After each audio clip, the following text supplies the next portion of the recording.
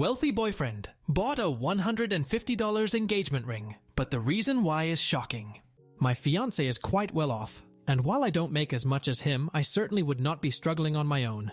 He rotates between a few very expensive watches that he wears to work, and while we have a good grasp on financial literacy, we aren't shy about spending for the important parts of life. We openly share finances, so I know he isn't secretly in debt or any such nonsense. The ring is nice and understated, but more of a nice stacker than an engagement ring to show off.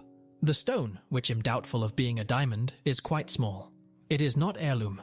When friends or family get engaged, there is always the excitement in sharing the news, and inevitably someone will ask to see the ring, and then everyone coos over it, and it's a good time. When I showed mine, the mood got awkward, and they feigned excitement just long enough until it was okay to change the topic. This is not a knock on them. They are just terrible liars. I would like to make clear that I am not expecting a 3-month salary ring or an over-the-top wedding. However, this is a piece I will be wearing daily for decades and is largely considered a symbol of his love. I know not all feel this way, but we do. Or at least I thought we did. But I really don't think I'm out of line for thinking of it as a long-term investment piece, given the amount of wear it will see and the sentimentality behind it. Surely it is worth more than a gaming console? We had briefly talked about overall style, and he has access to my jewelry box to know the stuff I typically wear. As the price of the ring wasn't very important to me, the budget for it was never really discussed, which I see as a mistake now, but I didn't realize that this could be a problem. Price is not important so much as I don't care if he spent $1,000 or $100,000 on it, but this ring looks cheap. It is not quality craftsmanship. The dampened excitement of showing off my ring was only a part of my post, the rest being that his drastic low ball on a piece I will be wearing every day for the rest of my life doesn't seem like the symbol of love one traditionally associates with engagement and wedding pieces. It's about having a very wealthy fiancé that invests more into the latest gaming console than he does a lifelong symbol of our love. To you, a ring might be just a ring, but unless otherwise discussed, it would be silly to assume it to be a throwaway item. In my culture as well, the engagement ring is paired with the wedding band, not replaced. We share our finances, and I saw the charge on the bank statement. If he paid in cash as well, then he overpaid. Given that he has bought me more expensive jewelry in the past and sees what I wear on a regular basis, for him to lowball an important item, this much seems pretty far out of left field, and not something I would thought I would have needed to clarify with him, even if we had a longer conversation about it. Obviously, in hindsight, I should have. I think I am more hurt with what it says to give your fiancé such a low-priced ring when money clearly isn't the issue than the fact that the ring itself was low budget.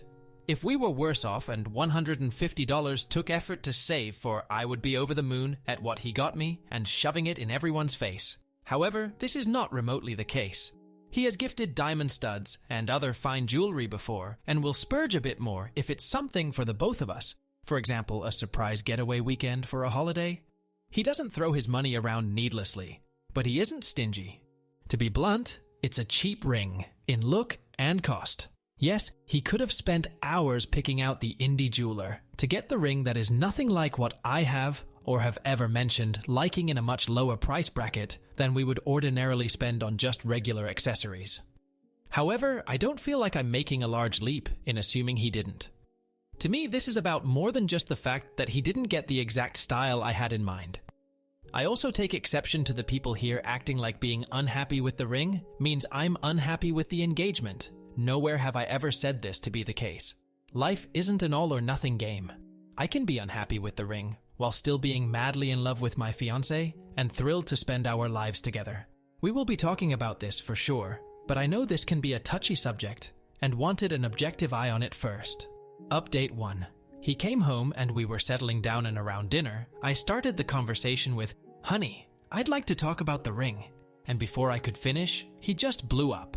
Started yelling, "Fucking finally," and how I'd ruined everything by waiting so long. To be brief, he bought a shitty ring from a jeweler who got bad reviews so that when I got upset over it, he could dump me under the guise that I was a gold digger. He has apparently been having an affair. Turns out, COVID had shortened his work hours, not extended, with a younger model that he's earned, but knew that breaking things off when everyone loved me so much would hurt his optics, so he had to make it my fault. He knew that leaving this pariah ship would gain him sympathy, and there was a lot of rhetoric that clearly wasn't his own words, but something he was parroting from what I highly suspect is from a much too influential work friend that I've had disagreements with in the past. Changes I had attributed to work stress are glaringly obvious to me now, as symptoms of something more malicious under the surface, and I feel really ashamed I didn't see things more clearly earlier, or wasn't somehow able to head things off before they got this far. I won't be sticking around to dig any deeper, but I know my now ex-fiancé would not have done, and said the things he did without being pushed from bad influences behind the scenes. This doesn't mean I forgive him. I think he is incredibly weak and feeble-minded for letting this happen to us, but I also doubt I will be contacting many of our mutual friends as the dust settles. I left in the middle of his tirade around the 15 minutes mark and am staying at my mother's. I haven't cried yet, and I think I'm still waiting for it all to suddenly make sense, but I know logically it might not ever. Thank you to everyone who responded to my post and offered your thoughts. I don't think anyone could have predicted what was going to happen from the information I gave. On the plus side, if there is one, is that I don't have to wear the fucking hideous ring anymore. Update 2. His family did find out, though I believe on a very surface level. I did not reach out, and I do not have contact with many of the people that I considered myself close friends or potential family to. His very harebrained plan for optics was sort of a so bad it's good again. Like myself back then, many people don't seem to believe he is capable of that kind of scheme, so they have just decided he didn't. I did try to maintain a couple mutual friends, but had to break it off after they would refuse to acknowledge what he did. I didn't need them to take sides. I just wanted friends I didn't have to censor a major life event from. I have heard that at least, as of a month ago, he and the affair partner were still together. I saw a picture, and she is wearing very expensive and hideously gaudy jewelry, but it is not on any outsider to judge their relationship.